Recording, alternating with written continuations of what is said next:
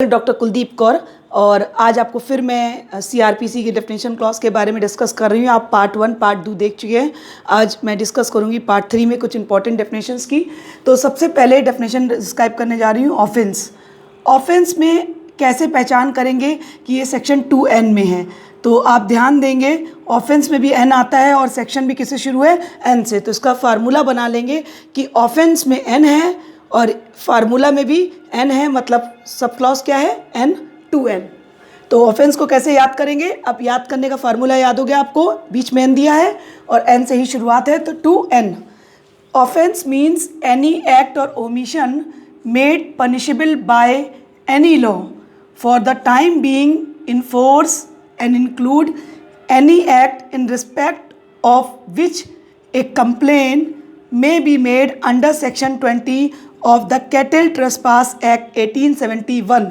इसका मतलब ऑफेंस का मतलब क्या होता है, कोई ऐसा अपराध जिसमें कोई कार्य या लोप जो विधि द्वारा दंडनीय बनाया गया हो। इसका मतलब कोई ऐसा काम है या लोप है जो विधि द्वारा पनिशेबल बनाया गया हो, ऑफेंस की कैटेगरी में आ जाएगा। ऐसा कार्य भी है जिसके बारे में पशु अत्याचार अधिनियम 1871 की धारा 20 के अधीन परिवाद किया जा सकता है। मतलब कैटल ट्रेसपास एक्ट 1871 के सेक्शन 20 में जो कंप्लेन फाइल कर सकते हैं, ये भी एक अपराध की भाषा में आ जाएगा। मतलब कैटल ट्रेसपास एक्ट क्या है, पशु अत्याचार अधिनियम। अगर कोई कैटल ट्रेसपास एक्ट कोई काम कर रहा है, ऐसा काम कर रहा है जो इस एक्ट में आ रहा है, तो हम कंप्लेन फाइल कर सकते हैं, वो भी अपराध की कैटेगरी में ही आएगा। अब मैं आपको बताऊंगी office in charge of a police station, ये कहाँ पर दिया गया है, ओ में। फार्मूला क्या है, ओ से शुरू भी है ऑफिस इंचार्ज। तो आप ध्यान रखेंगे office in charge of police station किससे शुरू है, सेक्शन 2O से। तो फार्मूला भी क्या है, ओ से पहला वर्ड है और ओ से ही ये शुरू भी है।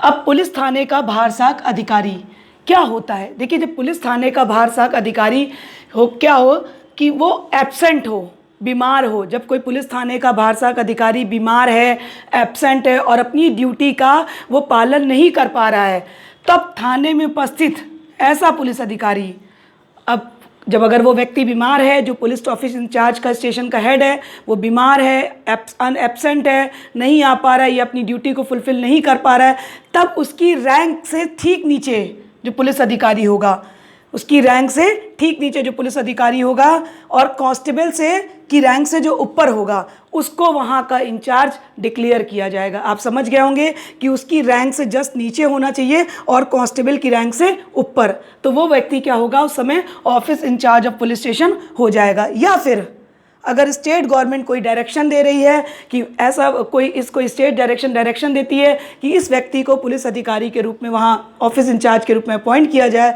तो उसको फॉलो किया जाएगा। तो अगर आपको टिप्स में याद करना हो तो सेक्शन 2O, सबसे पहले office in charge of police station कौन होगा, अगर एब्सेंट है office in charge of police station, तो उस या फिर वो बीमार है या अपनी ड्यूटी को फॉलो नहीं कर पा रहा है, तो ठीक उसके रैंक के नीचे और कांस्टेबल की रैंक के ऊपर वाले व्यक्ति को ऑफिस इंचार्ज बनाया जाएगा। या फिर स्टेट गवर्नमेंट कोई डायरेक्शन देगी तो ऐसा व्यक्ति क्या होगा, वो ऑफिस इंचार्ज कहलाएगा। अब मैं आपको बताने जा रही हूँ प्लेस के बारे में। प्लेस का मतलब क्या होता है, स्थान। और प्लेस के लिए आप कैसे फार्मूला बनाएंगे, P फॉर प्लेस है, तो यहाँ शुरू भी किससे, 2P से। तो बहुत आसानी से आपको याद रहेगा 2P मतलब प्लेस।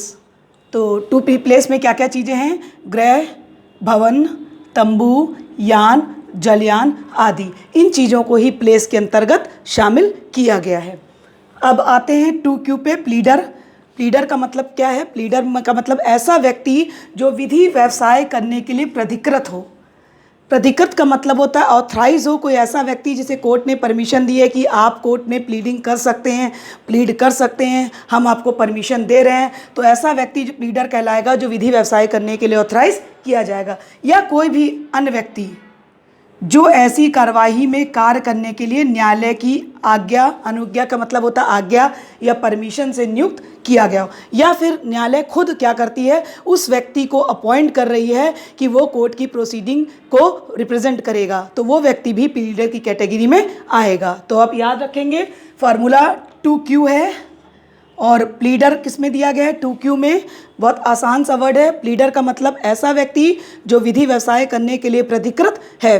या फिर कोर्ट ऐसे व्यक्ति को अपॉइंट कर रही है कि जो न्यायालय में कार्यवाही को रिप्रेजेंट कर सके, वो प्लीडर की कैटेगरी में आ जाएगा। किसमें दिया है? 2Q। तो अब जब याद करना हो तो कैसे याद करेंगे? 2A में ऑफिस इंचार्ज, 2P में प्लेस और 2Q में प्लीडर। अब मैं आपको पढ़ाने जा रही हूँ पुलिस रिपोर्ट। तो आप वर्ड कैसे याद करेंगे? पुलिस के बाद रिपोर्ट, रिपोर्ट R से बना है और यहाँ पर सब क्लॉज में क्या दिया गया? R। तो आप इसको फार्मूला कैसे बनाएंगे? 2R में पुलिस रिपोर्ट। जब आप कभी भूल जाएं तो पुलिस रिपोर्ट, रिपोर्ट किससे है? R से है और सब क्लॉज कहाँ से शुरू है? 2R से। तो आप इसको याद कर लेंगे 2R। तो पुलिस रिपोर्ट का मतलब क्या है? वो रिपोर्ट जो पुलिस अधिकारी क्या करता है, धारा 173 की उपधारा 2 के अंतर्गत मजिस्ट्रेट को भेजता है। बहुत आसान सा शब्द है। आप क्या याद करेंगे? 2R में वो रिपोर्ट पुलिस रिपोर्ट कहलाती है जो सेक्शन 173 सब क्लॉज 2 में पुलिस क्या करती है? मजिस्ट्रेट को भेजती है। अब आएंगे 2S पे, पुलिस स्टेशन। तो आप इसको कैसे याद करेंगे? स्टेशन का S से शुरू होता है और फार्मूला भी 2S से है।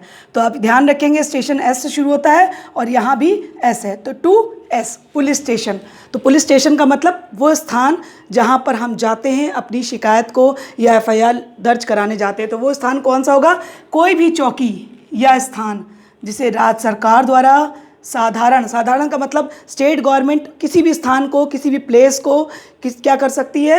जनरल ऑर्डर के द्वारा और स्पेशल ऑर्डर के द्वारा पुलिस स्टेशन डिक्लेयर कर सकती है। या फिर राज्य सरकार द्वारा निर्मित विनिर्दिष्ट स्थानीय क्षेत्र भी, या फिर वो लोकल एरिया में भी किसी भी प्लेस को पुलिस चौकी या पुलिस थाना बना सकती है। तो ये भी आपको याद हो जाएगा। फार्मूला याद कर लेंगे 2R police report, 2S police station.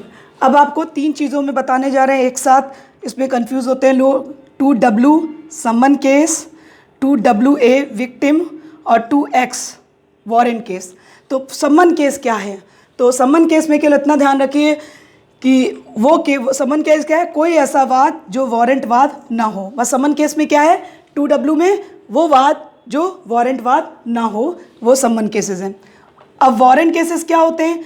कोई भी ऐसा काम जहां पर क्या मिलता हो? मृत्युदंड, आजीवन कारावास या 2 साल से अधिक का कारावास के लिए क्या दिया जाता है? दंडित किया जाता है, वो वारंट केस में आ जाएगा। आप ध्यान रखेंगे कोई भी ऐसा कार्य जो कैपिटल पनिशमेंट, लाइफ इम्प्रिजमेंट या 2 साल से अधिक कारावास दिया जाए तो वो किस में आता है? वारंट केसेस में। वारंट केसेस किस में है? X में है। और अब आए WA पे आए, विक्टिम। विक्टिम माने पीड़ित। पीड़ित शब्द को कब जोड़ा गया है? 2008 में अमेंडमेंट के द्वारा जोड़ा गया CRPC में। पीड़ित का मतलब वो व्यक्ति जिसको किसी काम से, अभियुक्त के काम से, किसी काम से हानि या क्षति हुई होती हो, वो व्यक्ति पीड़ित व्यक्ति की कैटेगरी में आएगा। पीड़ित वाद पद में कौन कौन आ सकता है? उनके संरक्षक, विधिक वारिस भी आ सकते हैं। पीड़ित को क्षति किसने पहुंचाई थी? अभियुक्त को, जिस पर आरोप लगाए गए हैं। तो आप याद रखेंगे 2W समन केस, 2WA विक्टिम और 2X वारंट केस। अभी तक मैंने आपको पूरी डेफिनेशन समझाई। अब मैं आप उसको पूरा एक बार में याद करवाना चाहती हूँ कि सारी डेफिनेशन कहाँ दी गई है? 2 में दी गई है। तो जो भी आप लिखेंगे वो 2 से शुरू करेंगे। 2A में बेलेबल, 2B में चार्जेस, 2C में कॉग्जिबल ऑफेंस और 2L में नॉन कॉग्जिबल। आप इसको इस तरह से इसलिए याद कर लेंगे कि जब अलग अलग याद करेंगे तो आप भूल जाएंगे। तो आप इसको फार्मूला लेके चलिएगा। 2C में, C से शुरू होता है कॉग्जिबल, 2C में दिया हुआ है और नॉन कॉग्जिबल 2L में दिया गया है। तो जब एक साथ याद कर लेंगे तो आपको इकट्ठे याद हो जाएगा। 2D में कंप्लेन है, 2G में इंक्वायरी, 2H में इन्वेस्टिगेशन, 2N में ऑफेंस। ऑफेंस में ऑलरेडी N दिया है, यहाँ पर भी N दिया हुआ है, फार्मूले में याद कर लेंगे। Office in charge of a police station, तो O से शुरू है और ऑफिस इंचार्ज यहाँ से शुरू है, तो फार्मूले में याद कर लेंगे। 2P में प्लेस, P से प्लेस होता है और 2P में दिया हुआ है। 2Q में प्लीडर, 2R में पुलिस रिपोर्ट, तो पुलिस रिपोर्ट में R दिया हुआ है और यहाँ पर भी R है। S में पुलिस स्टेशन, तो 2S पुलिस स्टेशन। W में समन केस, WA में विक्टिम और X में वारंट केस। तो मैंने आपको CRPC के डेफिनेशन क्लॉज 3 पार्ट में बताए, पार्ट 1, पार्ट 2 एंड पार्ट 3। आप इसको अब फिंगर टिप्स में याद कर लेंगे सारी डेफिनेशंस को, और ये डेफिनेशंस हर एक एग्जाम के लिए यूज़फुल हैं। मैं आपसे कहना चाहती हूँ कि मैं जितना भी बोल रही हूँ सब का सब डिस्क्रिप्शन बॉक्स में आपको सारी डेफिनेशंस इंग्लिश में मिल जाएंगी। अगर आपको मेरा तरीका अच्छा लगता है, मेरी बातें समझ में आती हैं और आपको समझ में आ रहा है, तो प्लीज़ आप मेरे चैनल को लाइक करिए, शेयर करिए, सब्सक्राइब करिए। क्यों? क्योंकि ज्ञान के दीपक को कभी भी रोकना नहीं चाहिए, उसको हमेशा आगे फॉरवर्ड करते रहना चाहिए। आपका एक शेयर हो सकता है बहुत सारे लोगों की प्रॉब्लम को सॉल्व कर दे। तो please like, share, subscribe my channel. Next आपको फिर हम मिलेंगे किसी नए टॉपिक पे CRPC के। Thank you.